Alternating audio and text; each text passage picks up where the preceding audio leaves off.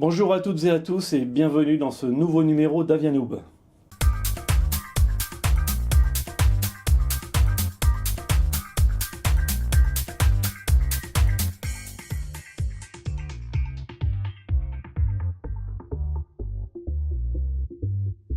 Pourquoi, lorsqu'on atterrit, le pilote ne peut pas descendre plus doucement?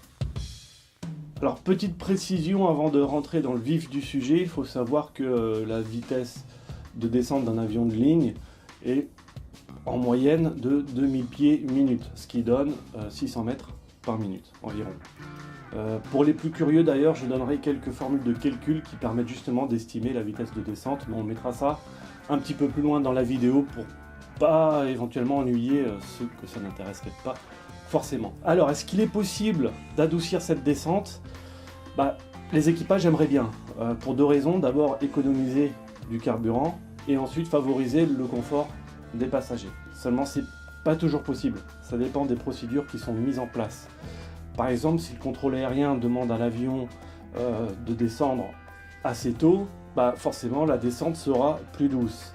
A l'inverse, si on demande à l'avion de descendre plus tard, la descente sera plus forte. Voilà. Donc c'est pas toujours possible, même si les équipages évidemment préfèrent y aller plus doucement. Indépendamment de ça, si vous avez quand même mal au cœur pendant cette phase de vol, vous avez quelques astuces que vous pouvez adopter. Alors certaines tombent sous le bon sens, mais il y a quand même quelques petits tuyaux à connaître. Tout d'abord, il faut favoriser une bonne hygiène de vie. C'est-à-dire éviter de manger trop gras, de façon trop conséquente aussi, que ce soit avant le vol et encore moins pendant le vol. Éviter également le café et le thé, qui ont tendance à irriter les voies digestives.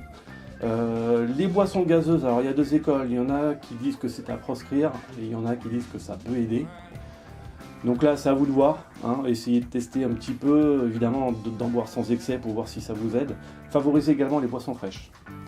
Ça, c'était vraiment les conseils de base. Pensez également à maîtriser un petit peu votre respiration.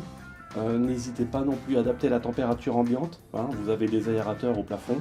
N'hésitez pas à doser et à orienter le flux d'air pour vous permettre de vous sentir mieux. Et enfin, si vous vous sentez mal, n'hésitez surtout pas à en avertir les hôtesses et les stewards. Ils ont l'habitude. Hein. Il faut savoir que sur un long courrier, on compte à peu près 10% de passagers qui se sentent mal à n'importe quelle étape du vol. Donc surtout, n'hésitez pas, ils sont là pour ça. Sachez également que vous pouvez prendre des médicaments. Alors, bien sûr, c'est mieux d'avoir quand même un avis médical avant le vol, mais on va quand même vous mettre une petite liste de produits qui sont généralement conseillés en cas de cinétose. Alors, cinétose, en fait, c'est le mal des transports, hein, qui s'applique aussi en avion. Et n'hésitez pas. Franchement, on insiste là-dessus, n'hésitez pas à en parler à votre médecin avant, quand même, et lisez bien la notice d'emploi. Alors c'est tout pour aujourd'hui, on espère qu'on aura bien répondu à votre question. Si vous avez besoin de précision, ou si vous avez d'autres interrogations, n'hésitez pas à nous les poster en commentaire.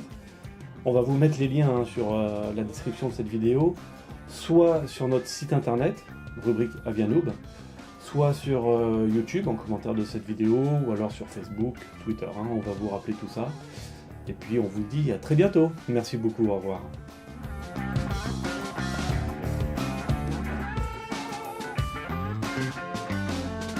Alors pour ceux que ça intéresse, les plus techniques d'entre vous, voici une petite formule pour calculer la vitesse de descente.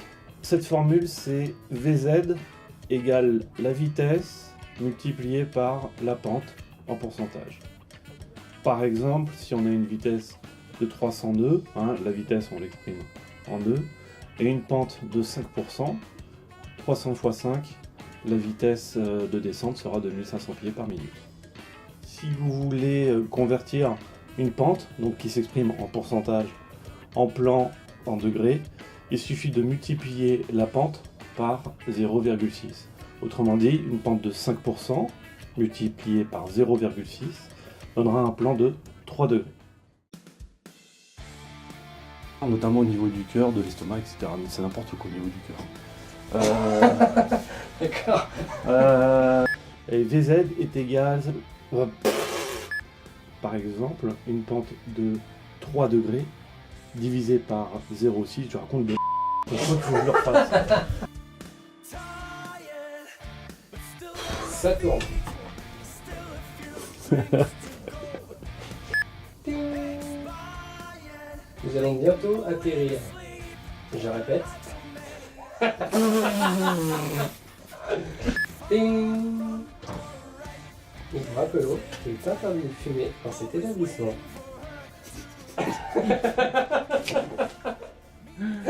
T'as été pilote toi un jour.